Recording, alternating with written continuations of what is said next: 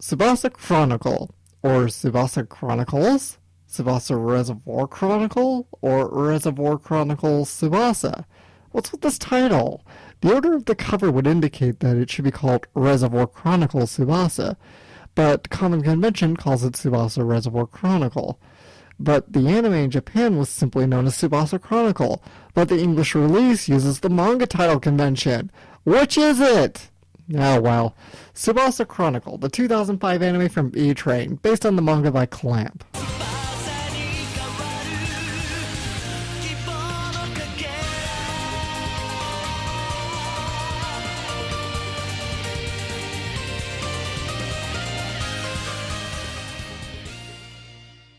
Because this is the anime, I'm going to call it Tsubasa Chronicle for convenience sake.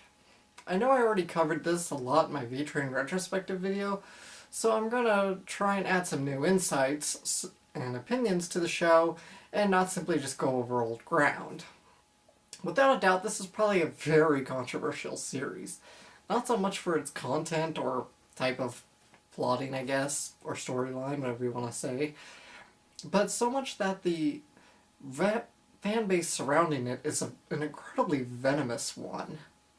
Probably one I've seen with a lot more than a lot of other adaptations I've probably seen from other anime. On the one hand, most manga lovers say that this is a poor adaptation and doesn't do the source material justice, and believes B-Train is the devil incarnate for it. On the other hand, the seemingly very quiet anime fans do seem to enjoy it for what it is just fine. And once in a while I think I'll find someone who just plain dislikes the series based on its own merit, with no real reference to the manga. The story is set in some apparent alternative universe from that of Cardcaptor Sakura, one in a fictional kingdom known as Clow. Ruled by the king Toya and his younger sister Sakura, the princess. Unlike Cardcaptor Sakura, Shaoran is actually more of the focus of the series, being an archaeologist, which is another callback to CCS, by the way, who is usually out exploring regions unknown. One fine day, he returns to the kingdom and is given a very warm welcome back by the Princess Sakura. Sakura, wanting to confess her true feelings to him, can't summon the courage to do so, and never gets the chance as she quickly has to return home for the evening. During the night, Shaoran is exploring some old ruins where they are ambushed by some strange beings from another dimension, and through the powers of plot and magic, Sakura is swept into some magical event which causes her memories and soul to be scattered to the universe, in the form of magical feathers. In order to save Sakura's life, Shaoran will have to travel around the various dimensions to take back Sakura's missing feathers. To do so, he needs the help of a time witch known as Yuko, who's located in another universe apart from Shaoran's own. Upon his arrival in Japan, he also encounters two others who will become his friends and allies later, Faye, a magician, and Kurogane, a samurai. Faye, wanting to escape his own world, is eager to travel with Shaoran. Kurogane, however, who was banished from his homeland by the Princess Tomoyo, simply wants to return back. In return for being able to jump around the various dimensions, each of them will have to pay a price. In this case, it is something they value the most. For Faye, he sacrifices his magic. For Kurogane, it's a sacrifice of a prized sword. But Shaoran's price is far greater, as his price will be his relationship and memories of Sakura. Once the price has been paid, Yuko gives an aid to their journey, Mokina, a little cute creature who can talk and walk and do all sorts of things. Mokina acts as a comm link between the dimensions, as well as their ability to understand each other and cross the dimensions. And thus, our heroes set off on their journey. This does sound like a simple gotta catch 'em all plot, but believe me, the series does get much weirder, though the anime doesn't really get weird until the OVAs, which I'll talk about in another episode. This show was 52 episodes long and split into 2 seasons, broadcasted by NHK, the same network which broadcasted CCS, so you can immediately see why that happened, and was directed by Koichi Mashimo, known by this point for his work on Dot Hack, Noir, and Madlax to most. I'm not entirely sure how this came to be in V-Train's hands as opposed to longtime Clamp favorite studio Madhouse, which did other works by Clamp, such as Clamp in Wonderland, Cardcaptor Sakura, Chobits, and X. It certainly wasn't the first series by Clamp to be produced by someone other than Madhouse, as Angelic Layer was animated by Bones in 2001. I guess maybe that Production IG, which was working on XXX Holic at the same time, may have been offered to animate this show, but passed on it, instead giving it to their subsidiary company. That's pure speculation on my part, so don't quote me on that. Of course, it's very likely that NHK simply felt that B-Train was the best studio for the job, having worked with them on 2001's Captain Koopa. While a smaller studio, it's not as though it's an unknown indie studio. After all, they did Odd Sign. It just kind of interests me how studios get picked for these. Hiroshi Morioka, the man behind Bishonen Batman, joined as co-director for the second season, and the always wonderful Yuki Kaijura handled the music. The series was scripted by Hiroyuki Kawasaki, but interestingly enough, the series' composition writer was Toshifumi Kawase, the same man behind the scripts to the Higurashi anime franchise. Kawase is, however, uncredited for some reason. I only found this out from another site. I was first introduced to this series through the manga by a good friend of mine. Back in the day, I used to write a lot of fanfiction, and if there's one genre of fanfic I love to explore, it was crossovers. And seeing that this was essentially a crossover of several works from Clamp, he knew it'd be just my thing. When I found out about the anime, I did quickly want to watch it, especially when I found out that Koichi Mashimo and Yuki Kaijura were both a part of it. I still was following the manga at this point as I watched the anime, which I got my first glance at during a convention, then continued to watch it on YouTube. You noticed I only collected up to volume 11 due to release dates becoming more spread out, and I started falling between jobs more often, and having to balance college life with my anime and other interests and hobbies, as well as just my general declining interest in manga. I even remember hearing about Funimation's acquisition of the show, which made me, kinda nervous. At this time, Funimation was just barely beginning to emerge as an anime licensing company, as they really started out only as a company interested in hardcore shonen shows like Dragon Ball and Yu Yu Hakusho, then eventually began branching into a more diverse library of anime titles. One of these first titles was Fruits Basket. As far as Tsubasa's licensing and dubbing was going, I was hoping more for ADV Films, which was still going strong at this point, to pick this up, being more impressed with their work of other B-Train works such as Madlax. I'll talk more on Funimation's release later, so let's just start looking at the show right now. The art direction in this show is wonderful. Production AI, the background art studio responsible for this, always seems to have some of the best art direction in any anime they do. They've been a long-time favorite of director Mashimo, who's used the studio even in his pre-B-Train days. They don't seem to get used around the industry quite as much as opposed to some others like Ogura, but they seem to be a frequent for Studio Zybeck. The animation is, well, it's a little on the stiff side. I attribute this to factors of production time, which probably wasn't much to animate and prepare for this series for broadcast, and being made on smaller budgets with a lighter crew, which seems to be the norm for NHK animation programs, and of course Clamp's very unique style and character design. Clamp usually draws their characters with elongated limbs and styles, which seems to be pretty challenging to animate for most. I've seen it done effectively in Blood Sea's action scenes, but the regular scenes in the show the same stiffness, so I think it's a general style that doesn't translate very well into animation. However, I can't speak much for Code Geass, which featured character designs by Clamp, or XXX Holic, other than the Holic movie. But let's face it, movies always have infinitely better animation than TV series.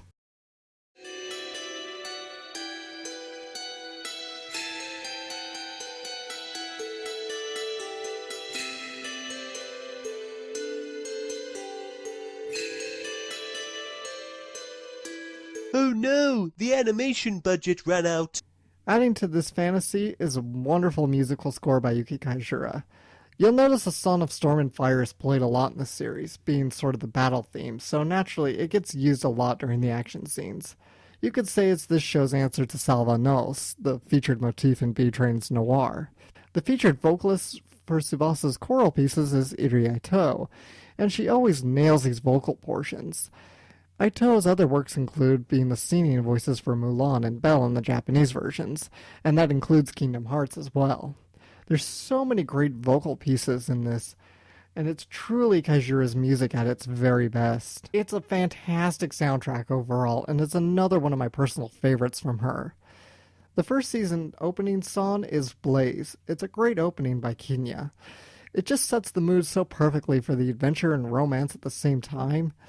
And the ending is performed by Maya Sakamoto. It's a good song as well, but I don't think I remember it quite as well as, say, Blaze. I forgot to mention this in my CCS review, but Sakamoto seems to be a real favorite of Clamp. She performed the 4th season theme in Cardcaptor Sakura, and even does the endings for both seasons of this show, in addition to playing Princess Tomoyo and Paiful World Tomoyo. Oh, Tomoyo, something's never changed with you. As far as the story goes, a lot certainly complain that the show doesn't follow the manga closely. There are a few filler episodes in both seasons, which is kind of pathetic considering this is only 26 episodes in each season. The usual reason for filler is that an anime enters production before the latest chapters of the manga are out, so you usually see these in really long runners that overtake a manga's publishing run. But as far as these filler episodes go, they still for the most part follow the conventions of the story and don't really deviate that much. It's nothing that Clamp wouldn't seem to write on their own. But the one major exception seems to be the finale to the first season, where the group lands in the world and raises the dead, which apparently betrays the mythos of the series, or so I've read. But I don't recall this rule ever being said, at least not right off the bat, but it has been a while since I've read the manga. The longest arc is probably the Henshin Republic arc, but I guess that's to be expected as it is the first major world the group lands in. The next longest arc has to be Oto Country, which turns out to be an MMORPG. I think I'm starting to see why Mashimo got picked for this one. The second season is probably the weakest in scripting overall. The episodes feel more disjointed, and there are considerably more filler episodes that may or may not serve the overall mood of the plot. I talk about 3 in particular. There are some more, but I'm not going to go over them. One where the characters get transported into a storybook is painted by Mokona. It's funny and kind of clever in that way. The animation and art changes everyone into chibis, and even the Kurogane Godzilla was a humorous quip as well. It wouldn't be too bad for an original show, but it's pretty off-kilter for this show. And there's another episode which revisits the world from the end of the first season to undo the resurrection plot. The third major deviation is an episode featuring Mokona alone, who encounters Kuro from Cardcaptor Sakura. The bonus to this episode is Aya Hisakawa actually returns to the role, making her the only person to do so in this entire series.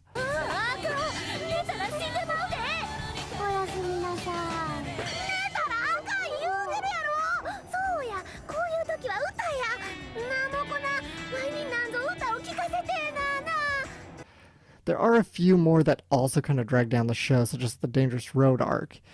That's more pointless cameos from characters we've seen over the course of the show, with the group fending off attacks while riding on a bus. The Record Country is also kind of overly long and not that interesting, even though this one was actually from the manga. The best episode of Season 2 has to be Black Steel, which goes into Kurogane's backstory, revealing his relationship with his father and mother, and seeing his mother tragically killed, and how he becomes to be the bodyguard of Princess Tomoyo. I also felt the second series lacked a lot of good music. The awesome opening theme when the first series plays was replaced with just a generic rock song, also by Kinya.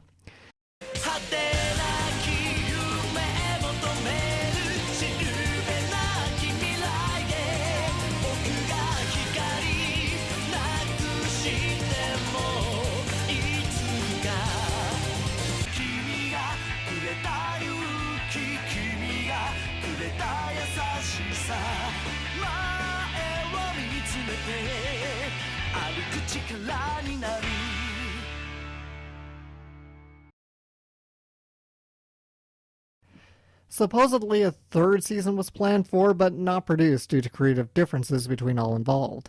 I recall hearing it was due to Clamps wanting to take the story and move it into a more darker direction, as seen in the Tokyo Acid arc, but NHK Network wanted the series to remain more appropriate for its younger demographic, considering the show aired at 6 o'clock in the evening. Most fans report that Clamp wanted the change in studio, being unhappy with B-Train's adaptation, but that seems just a bit unlikely. While it is possible, even likely for Clamp to have expressed disagreements with the animation staff, I kind of doubt it was by their demands that an entire production team was changed, as authors generally can't assert that kind of control. It's usually only the publishers. I guess Clamp does have enough of a reputation and sizable influence, but seems to be that it'd be hard to believe that at a drop of the hat they could demand a change just like that. You might be saying, well, it's Clamp's story, so surely they can do what they want, right? Well, exactly. Like I said, Clamp is a team of authors who wrote the manga, and the manga is put out by a publisher. And in the case of adaptation of material, the publisher has a lot of control over how the property can be handled. Not to mention, once the story rights are sold, well, whoever bought the rights now owns a piece of that property. Take, for example, the Harry Potter series. Notice how most stuff related to the films that Warner Brothers always shows up in the copyright information? That's sort of the same deal. However, I guess with the same reasoning and logic, it could also lend credit to the notion that Clamp was indeed responsible if the publishers did actually act on their behalf, and thus refused to continue business with NHK and B-Train. I just find it unlikely, as usually money talks louder than words, and if the show was successful, then it seems it would keep going regardless if the authors liked it or not. I am just speculating because I don't know much about Japanese copyright law and merchandising rights, so take this with a grain of salt. Oh, well, that was a long-winded speech and tirade. Probably a lot longer than it needed to be, but I really just felt like I needed to cover all the base. Because it's so hard to separate what's fan speak from what's actual facts. And you'll hear a lot about everything on YouTube and elsewhere. I just want to make sure that these points are perfectly clear. Well, let me talk about the DVDs. The series was released on 12 single DVD volumes. Yeah, you remember singles? I have them all. This was just before single volumes started being phased out in favor of half-season sets. Well, despite my worries of Funimation handling the show, I put my fears aside anyway and bought the first DVD on the day of its release, and I was generally quite impressed. For starters, the dub was remixed into a 5.1 surround mix, while the original Japanese was only 2.0. This is also one of the last titles that I know of to feature dual angles. This was something really unique to Funimation, where you could hit the angle button on your remote and it would switch over the English translated fonts and title cards to the original Japanese. At this time, most other companies would leave things untranslated or replace most of the original Japanese staff with their own. Funimation doesn't really do this dual angle thing anymore. In fact, they didn't even do it for the second series of this show. It's kind of sad because it certainly gave a unique aspect to their shows and DVDs, but it's not a terrible loss either. As far as the English dubbing goes, it's actually a pretty weak one, where the performances are really mixed. First of all, Monica Rial. She's a fine actress and a great ADR writer, but as Sakura, I have to call serious miscasting on this. In Japanese, Yui Makino was just perfect for Sakura. She gave an incredibly rare and almost mature and adult performance for a teenage character, as opposed to the usual helium voices a lot of other Japanese voice actresses seem to give characters. Her voice is that of a goddess. 大事な夢なんだよね。わかってるけど、でもやっぱり会いたくなるの。How was the excavation? Was it fun? Are you glad to be home? Did you eat right? Did you get enough sleep? You keep the dust out of your nose? Yes. Now, I know it's not the job of a dub voice to mimic their counterpart, but I think it's a good idea to generally match someone in timbre if appropriate. Fun fact is, Monica Rial was actually approached to play Mokina, but she fell in love with the role of Sakura and decided to try out for the role instead. I know she's trying her best, and I can tell she's putting her heart into it, but it's just not the role for her, I'm sorry. However, on the flip side, you have some other cast members that simply nailed their performances, such as Vic Mignogna as Vi and Christopher Sabat as Kurogane. They truly are perfect counterparts to their original Japanese VAs, Daisuke Namakawa and Tetsuya Inada. Would you make up your mind, you little furball? See, Xiaoran's in the middle of an important hunt right now. And I can't let you get in his way. 願い？だったら簡単だ。俺を元いたところへ今すぐ返せ。俺は元いたところにだけは帰りたくありませんね。Colleen Clinkenbeard is also a great match for Yuko, another suitable match for Sayaka Ohara. I mean, no matter how many of her memories you retrieve, Sakura will never remember the bond you had between you or what you have been to each other. She won't remember you. どうするの? Carrie Savage is another fine actress and a decent cast from Okina, but her performance is really shaky in this one. Sometimes it's good, other times it's just annoying. It's just not quite on par with Mika Kikuchi. And I'm not just saying that because she's hot. What?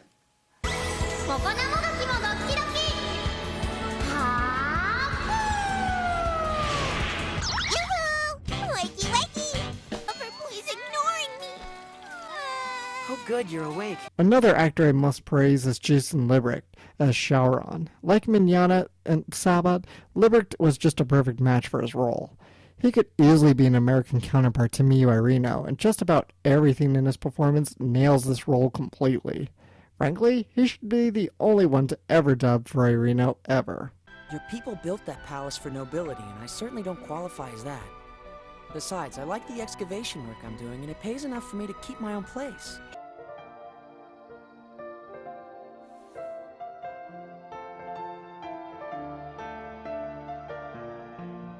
Haneを探すんだ。必ず。As far as our villains go, Fei-Wan Reed, he actually had two good actors to him, Randy Talman, who sadly passed away after the first season, and Bruce Elliott, who voiced him in the second season and following OVAs. Both get the role down great, as minor as it is. Shun Wei was voiced by Laura Bailey. I always love hearing Bailey play villains. She's really great. Well, frankly, she's great in anything she does. I guess I make special mention for villains because she usually plays the really sweet girl roles like Toru in Fruits Basket. Even with most of her memory still scattered, there is an essence that remains. A great power, but like the light of a candle burned down to the quick, it cannot surface for long. It will flicker brightly for a moment, then die. So their seemingly endless journey will continue. And I have many plans to make. 鏡に映る巨像がごとく偽りの時を生きる者よ。時は満ちた。すべては今より始まる。I'm not going to really touch on all the other incidental characters because there's so many, but most of their performances are good. If there's one thing about the dub, though, I absolutely detest, it's what they did with the music. Tsubasa has a lot of songs. Practically every member of Fiction Junction Group was brought out in full swing for this, and a lot of great songs came out as a result. The dub decided to remove the vocal portions of these songs, making them simple instrumental tracks instead. Why? I don't know. I thought about this from several angles. One might think that maybe it was an issue with licensing, but that seems unlikely, seeing as the songs are still kept in both versions. It's just the English dub removes the vocal portions for them. I've never heard of a license so stingy they couldn't feature the vocal tracks of a song. If it really was a licensing issue, I would assume they'd have to remove the song altogether.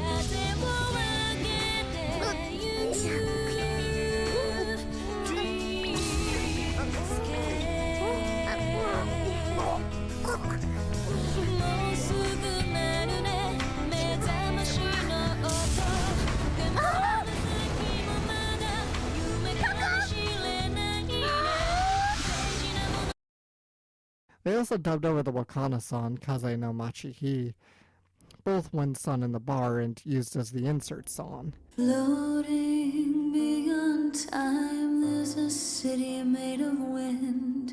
Please, dear, take me there.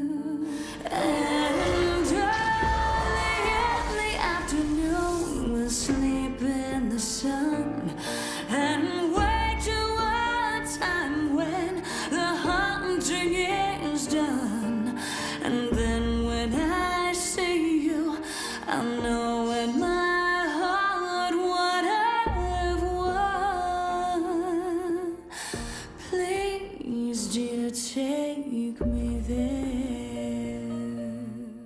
Floating beyond time, there's a city made of wind. Please, dear, take me there. Where dreams draped in white flowers, and wait to a time when the hunting is done. And then when I see you, I'll know in my heart what I've won. Please, dear, take me there. They also dubbed over Sakura's song, You Are My Love. In the darkest depths of the night, I feel its light shining on me. And it shines on the traveler with the gentle eyes. Please let him see. Oh, I want to be there again, but it's gone.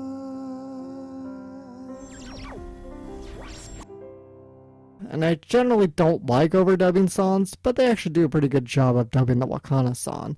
So, no real complaints on that one. But you know my opinions of Monica Rial's performance in this, so that's enough of that. Now let me also talk about the movie, The Princess in the Birdcage Kingdom. Now because this movie's really short, and because the story pretty much fits within the anime series timeline, I decided to go ahead and talk about it in this video, rather than giving it its own separate video.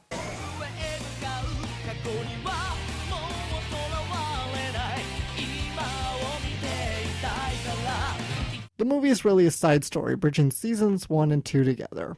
Unlike the series, this movie was actually animated by Production IG and directed by Itsuro Kawasaki. Our heroes visit the land of bird cages, a seemingly peaceful country where people and birds live together, each person having their own bird companion. After a boy named Kuroi confuses Shaoran and Sakura for bodyguards and attacks them, they learn that the king of the country possesses a mysterious power. Shaoran, of course, naturally suspects that the power is generated through a feather. Princess Tomoyo, Kuroi, and other oppressed citizens having their birds taken from them live within hiding within the forest. In order to take back Sakura's feather, Shaoran and the others stand up against the scheming king.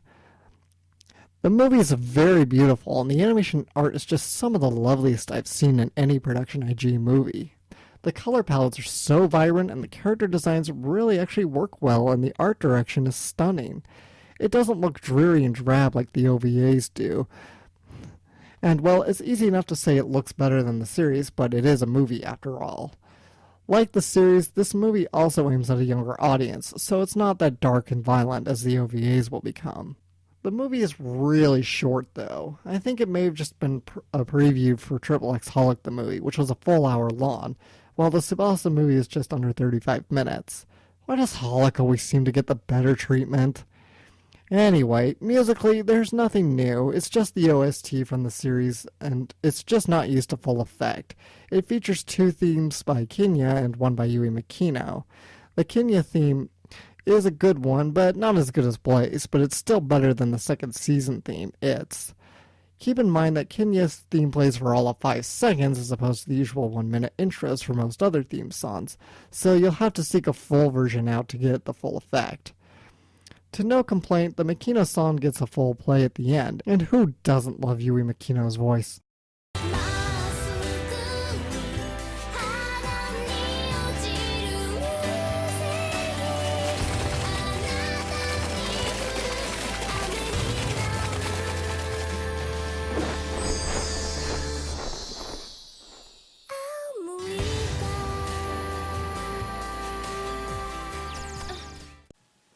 So that is Tsubasa Chronicle. Is it truly as bad as everybody says it is? No. No, don't get me wrong, this series is no perfect gem by any means. It's got its production problems, and it's probably not quite as engaging as the manga is. Hardcore lovers of the manga, you will absolutely detest it.